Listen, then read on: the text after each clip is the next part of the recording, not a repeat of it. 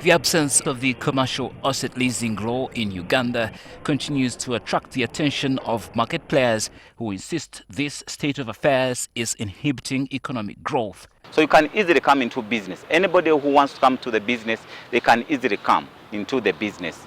And this means is that when there's competition, also prices and the quality of service is also improved. However, on a very big part, there's a challenge with when it comes to investors. Serious investors don't like uncertainty.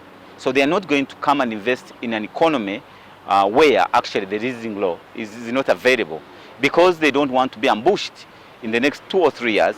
Because you see, when you say about leasing, again, you are investing long term. The leasing business was also greatly affected by the pandemic, with the industry seeing a decline in growth to 190 billion Uganda shillings from highs of 245 billion in the financial year 2019-2020. People don't know that they are leasing services.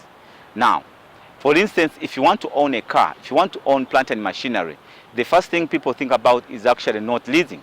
The first thing people think is actually acquiring this using their money or taking a loan.